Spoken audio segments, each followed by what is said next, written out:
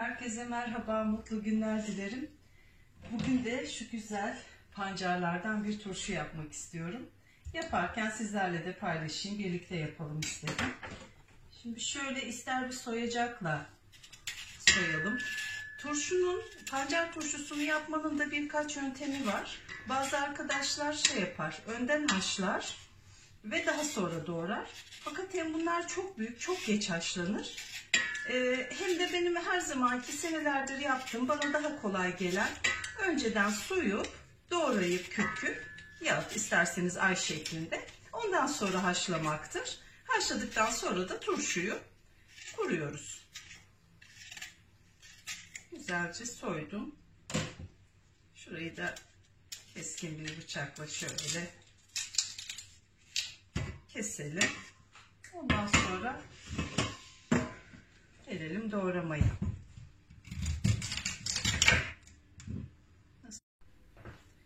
Küp küp de doğrayabilirim. En çok da öyle doğruyorum ama bu sefer şöyle ay şeklinde yapsak sanırım bu da güzel olur.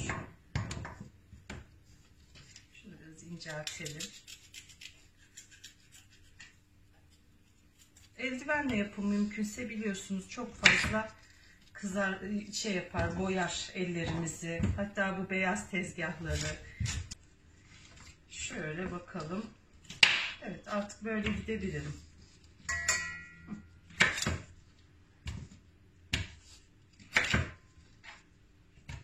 Bu tencereye tabii neden koyuyoruz? Biraz sonra su kaynatacağım, dökeceğim. Ondan sonra bunu güzel bir haşlayacağım. Biraz daha küçük olan pancarlar gayet rahat dilimleniyor. Bizimkiler biraz çok büyüktü. O yüzden ayrıca ikiye doğradım.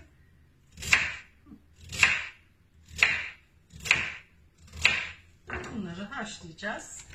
Demin de söylediğim gibi. Ondan sonra kavanozlarımızda turşu şeklinde kavuracağız.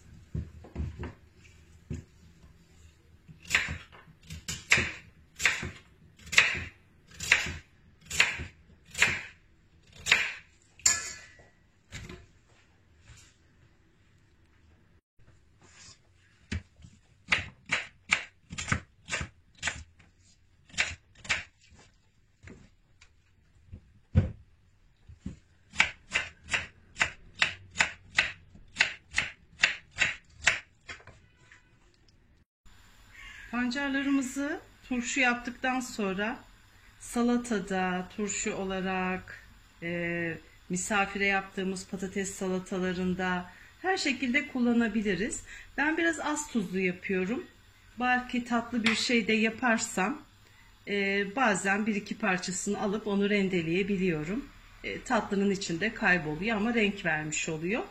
Çok aşırı tuzlu yapmayalım. Çok tuz çünkü hem sağlık için biliyorsunuz hem de daha rahat, daha bol yiyebilmemiz için çok tuzlu yapmayalım. Biraz kavanozlara bölelim ki her kavanozu açtıktan sonra çok tuzlu olmadığı için çok çabuk bozulmasın. Her kavanozu açalım, bitirelim. Diğer kavanozu açıp bitirelim. Eskiden çok büyük kavanozlara, küplere biz bunları, yani ben çok küçük yaşlarda başladım turşu yapmaya. Çok büyük küplerde, kavanozlarda yapardık. Sonra onları yıkaması da bir sıkıntıydı. Bir de sürekli içinden işte al et. Daha sonra bir 10 senedir küçük parçalar halinde yapıyorum. O daha pratik oluyor. Her açtığımı sıfırdan yeni açmış oluyorum. Size de öyle tavsiye edebilirim. Tabii herkesin kendi tercihi. Şimdi ufak mola veriyorum. Bu kaynadıktan sonra, haşlandıktan sonra tekrar sizlerle beraber olacağım. Çok büyük ocak gözünde çok taşma yaptı. Ondan dolayı arkaya bir ufağını aldım. Haşlarken şöyle köpükler oluyor. Onları minik minik alabiliriz yani. Çok da zararı yok ama almak daha hoşuma gidiyor benim. Şöyle birazcık toplayalım. Bir de haşlanırken kendileri biraz daha ufalıyor, çöküyor ve su çok bollaşıyor. Ondan dolayı suyunun taşmaması için ben biraz suyunu önden aldım. Şöyle kaynamaya devam etsin. Yani ocağı etrafı da korumak lazım. Çünkü çok boyalı, çok kırmızı bir şey biliyorsunuz. Suyunu önden aldım. Kaçırmadan haşlanmaya devam etsin. Şöyle biraz düzeltelim. Evet. Böyle gayet güzel. Zaten yumuşamaya başladı. Aşırı haşlamayacağız, biliyorsunuz, sonuçta turşu olacak. 3-5 dakika sonra ben bunu kapatırım.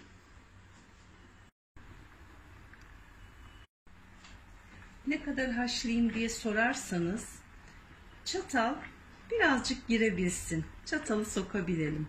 Çok da yumuşatmayacağız çünkü.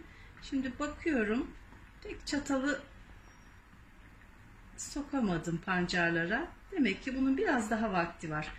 Şöyle yaptığım zaman daha rahat girmesi lazım.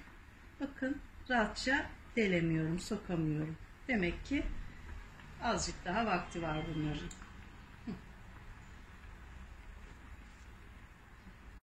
Şimdi tekrar kontrol ediyorum ve gördüğünüz gibi artık çatalım batıyor. Demek ki haşlama işlemimiz tamam. Şimdi bu turşu olacağı için eğer konserve yapsak bunları sıcak sıcak kapatmamız ve ters çevirmemiz lazım. Ama ben turşu şeklinde yapacağım. Kapattıktan sonra bunun biraz ılınmasını bekleyeceğim ki kavanozlara daha rahat doldurayım. Suyu kıpkırmızı oldu. Göreceğiniz gibi suyunu pancar bayağı rengini suya veriyor. Suyumuz çok güzel bir renk oldu. Daha fazla yumuşatmayalım. Çünkü turşuda erir giderler. Hafif biraz zorlayınca çatalımızın içine girmesi lazım. Daha yumuşağı iyi olmaz. Evet. Pancarları hafif bekledim, ılındı. Daha önce haşlarken suyu taşmasın diye suyundan biraz almıştım. Şimdi güzelce kavanozlarımıza yerleştirelim.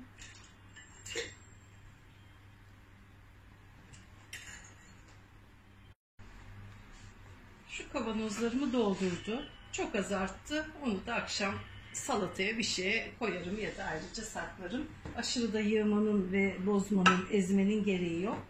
Şimdi bu suyu tahmin edebileceğiniz gibi bunlara dolduracağım. Eğer az kalırsa normal içme suyuyla tamamlarım. Ben dediğim gibi çok fazla tuz koymak istemiyorum.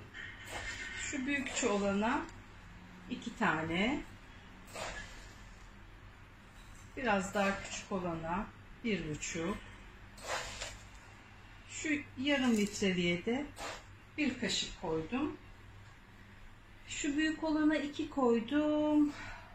Yeter mi? Sanırım yeter. Yarın ben bir kontrol ediyorum genel olarak. Bir gün sonra bir bakıyorum açarak.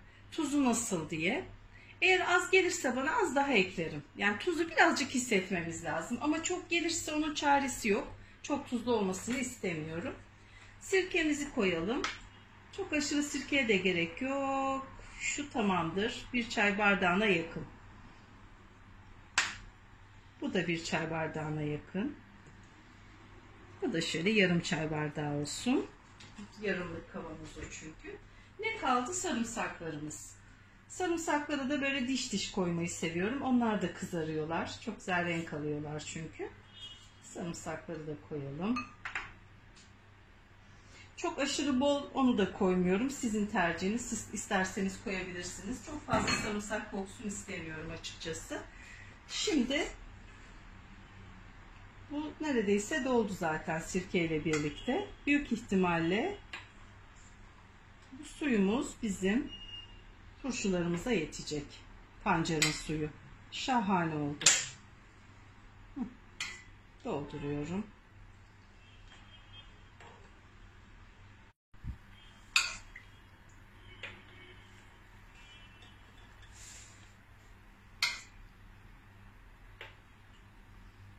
Evet, kavanozlarımızı pancar suyuyla doldurduk. Bakın çok az bir su arttı. Bununla akşam çorba yapacağım. Eğer çekebilirsem pancar çorbasını da size göstermek isterim. Asla ziyan olmaz, ziyan edilmez pancar suyu. Bir ilaçtır. Ve yeni yapacak olanları özellikle uyarıyorum. Etrafa çok dikkat etsinler. Kaynatırken başında dursunlar, haşlarken. Çünkü kolay kolay lekesi çıkmayan, çok güzel, özel ama lekesi de çıkmayan bir sebzedir pancar. Tuzu tamam. Sarımsağı tamam. Sirkesi tamam. Buna limon tuzu ya da limon dilimi koymayı tercih etmiyorum. Güzelce kapatalım. Ben turşuyu ters çevirmem. Çünkü turşu konserve gibi değil. İçinde gayet onu koruyan tuzu vesairesi var. Konservenin de var ama turşu biraz daha güçlüdür biliyorsunuz. Turşuyu açtıktan sonra da uzun müddet kullanabiliyoruz ama konserveyi açtıktan sonra kısa sürede tüketmemiz gerekiyor. Konserve olsaydı mutlaka böyle vakumlar şekilde yeni kapakla sıkıp ters çevirmemiz lazımdı. Bu konserve değil, bunlar turşu. Şu anda turşularımız hazır. Yarın ben bir açıp tuzlarını kontrol edeceğim. Çünkü karışmış olacak. Tuzuyla birlikte şöyle biraz karışacaklar. Hafif tabii oynarız, oynatırız karışsın diye. Şöyle şunu güzelce sıkalım. Sileceğim, her tarafını temizleyeceğim. Yarın tuzunu kontrol edeceğim. Tuzu benim hoşuma giderse tekrar kapatıp çok güneş almayan bir yere koyacağım. 3-5 gün sonra bu hazır olur. Çünkü bunu haşladık biz. Her şeyde kullanabiliriz. Şimdi arkadaşlar turşularımız hazır. Fakat bir iki size uyarıda bulunmak istiyorum. Birincisi, bunlar mayalanırken bir hafta kadar mutlaka dışarıya su veriyorlar. Altına leke olmayacak, bozulduğunda üzülmeyeceğiniz bir tabak veya tepsi koymalısınız. Kesinlikle tezgah üstünde bırakmayın. Altında mutlaka bir şey olsun. Su verecek ve bu pancar olduğu için çok fazla leke yapar. Ona özellikle dikkat edin. Uyarmış olayım. Teşekkür ederim. İyi günler.